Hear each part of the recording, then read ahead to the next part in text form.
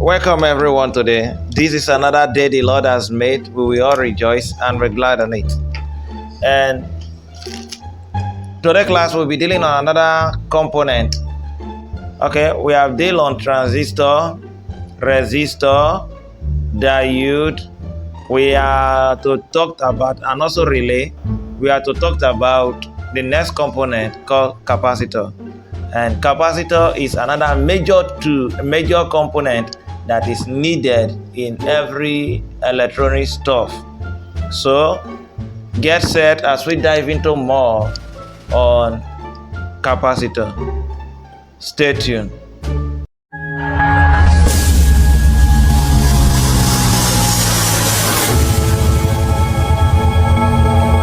This is proudly brought to you by Robin Tech Electric. Okay, now we are back. I want to first of all explain to you that this is capacitor.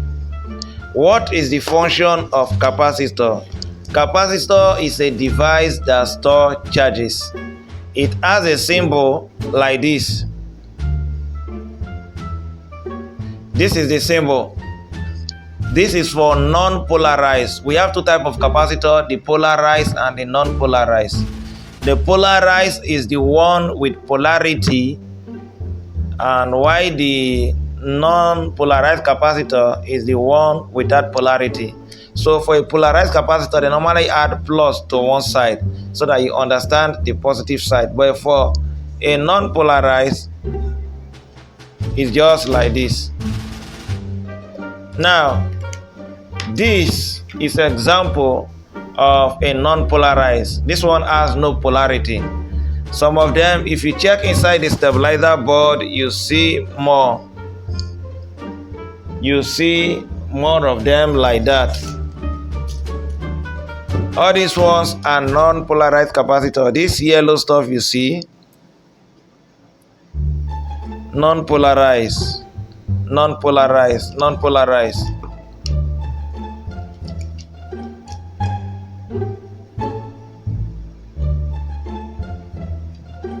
But this one are polarized. You see the mark as white, that is the negative, while the other side is the positive.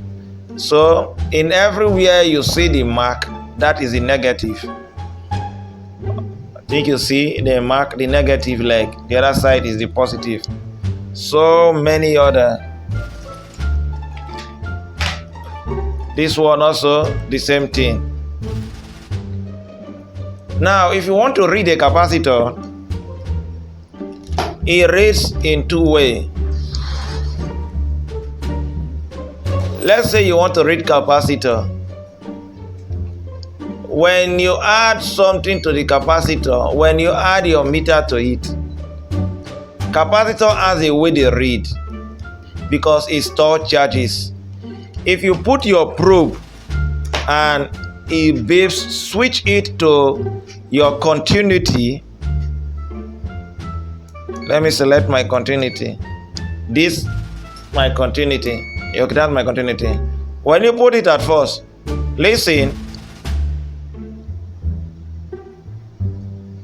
Some we first of all beep before it separates. You see it. It first of all beeps because there is a charge on it. When it has done discharging, think you see, it has fully discharged, so you won't hear the beeping sound. So meaning this capacitor is okay. But say you leave it like this and the thing continue beeping, continue beeping like this as if you bridge it. Continue beeping like this, meaning the capacitor is bad. But when it discharges, you see, it was the charges, it was after some time, because at first it's just like a continuity, then it opens. So that shows that the capacitor is good. If you turn the probe again, so the beeping stops, this capacitor is good. But if you want to know the value of the capacitor, you switch your meter to capacitance. If you are measuring capacitance, don't be in a hurry. Take it to this stuff. Let me see whether you can read it. They had a limit of this meter can read. We have 500 volts to 20 UF. The symbol for capacitor is capacitance. Is in F, Faraday. So you might say in UF, micro F. This one, all these ones are just rest of power, but it's in F. So majority meter you see, that will give you the symbol as what you see here. They will give you the symbol as what you see here. If you look at this one, you see it here. And this value you see here, the 500 volts is the voltage this capacitor can take. Anything that makes it to exceed 500 volts, it will blow it off. Then this is the capacitance. Now, this voltage is selected based on where you want to use it to power.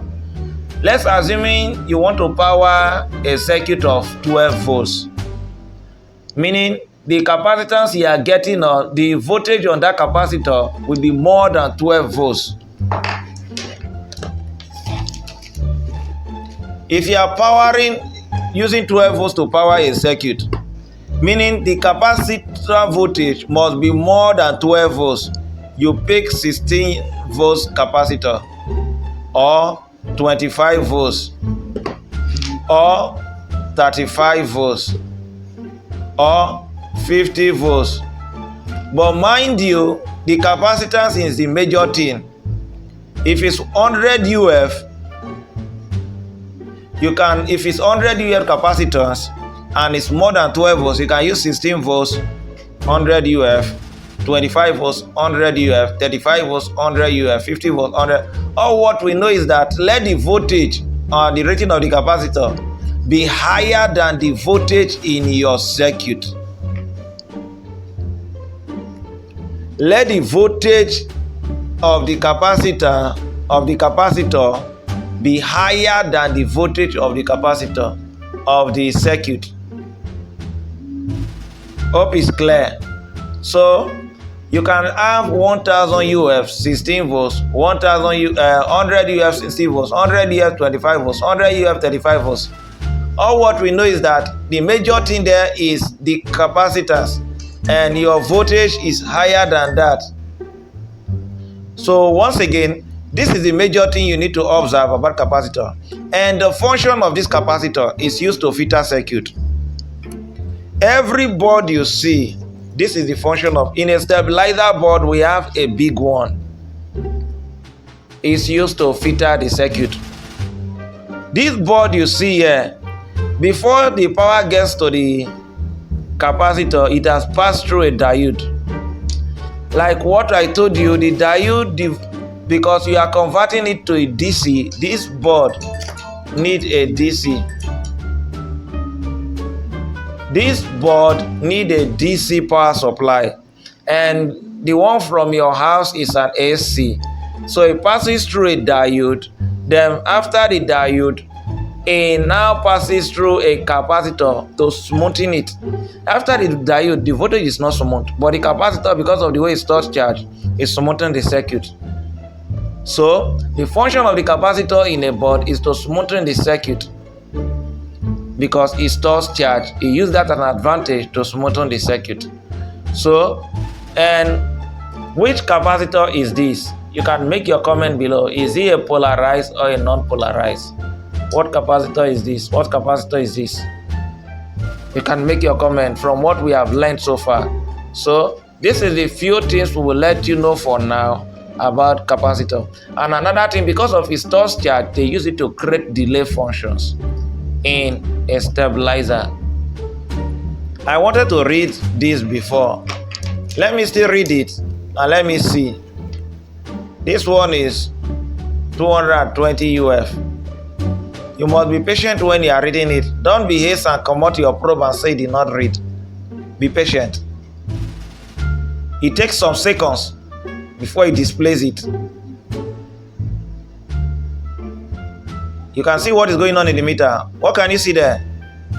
2 watt.